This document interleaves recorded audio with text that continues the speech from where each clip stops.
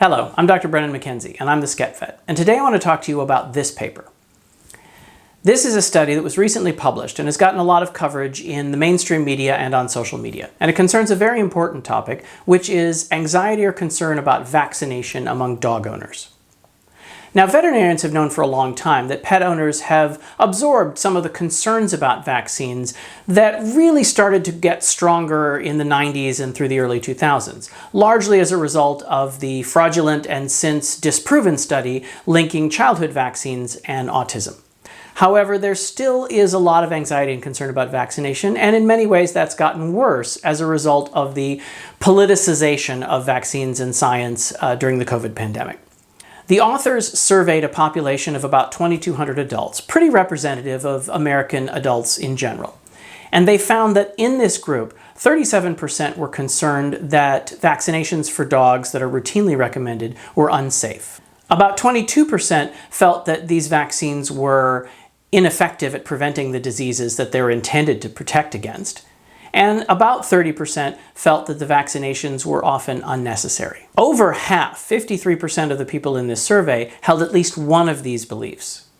The other important finding was that almost half, about 48% of the people in the survey, felt that vaccination for rabies should not be mandatory or required based on the judgment of veterinarians or public health officials, but that in fact, rabies vaccines should be optional and at the discretion of the dog owner. Now, I am the first one to say that any medical intervention, any treatment or preventative that we provide is going to have some potential risks. In fact, I've even coined what I like to call McKenzies Law, which is that if something has no risk at all of any side effects, it's because it isn't doing anything at all.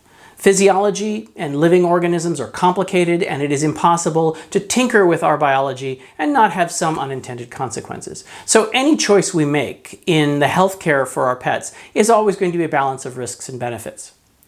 But the evidence when it comes to common vaccines for things like rabies, distemper, parvovirus is overwhelming that the benefits far exceed the risks. There is a small risk of allergic reactions, most of which are quite treatable and preventable with subsequent vaccination.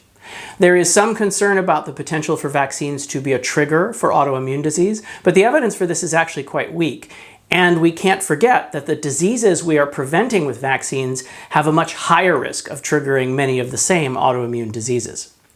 The reality is that the current vaccines that we have are incredibly safe, the risks are very, very low, and these vaccinations are effective at preventing either the diseases or the symptoms and consequences of those diseases that we are trying to prevent. Rabies in particular is a very important concern. We don't think much about rabies here in the United States because we rarely see cases. We only see a couple of cases a year typically in humans, and those are often caused by bats or wild animals. What we can't forget, though, is that in parts of the world where vaccination of dogs for rabies isn't common, rabies among humans is still very, very common. 59,000 people a year worldwide, mostly in Asia and Africa, die horribly from rabies infections, and over 99% of those infections are caused by dog bites. Vaccinating 70% of the dogs in an area is enough to completely stop rabies transmission to humans. Here in the United States, in the 1930s and up until the 1940s, when we began routinely vaccinating and confining our dogs, the same kind of problem existed. And most of the victims of rabies caused by dog bites are children. So the reality is that rabies is still a very serious public health problem. And if we lose sight of that, and if the vaccination rates for dogs here in the developed world drop below about 70%, we very well could see a resurgence in the number of infections and deaths, both among dogs and among humans. I suggest everyone take a look at the American Animal Hospital Association vaccination guidelines. Those recommendations are based in science, and they are a protocol that does the best job of balancing risks and benefits, protecting your dog and humans that your dog comes into contact with from serious disease. I have a lot more information about vaccination in general and about this article in particular on the Skep Vet blog, and if you have any questions or concerns about the topic of this video, please put them in the comments. Thank you for watching.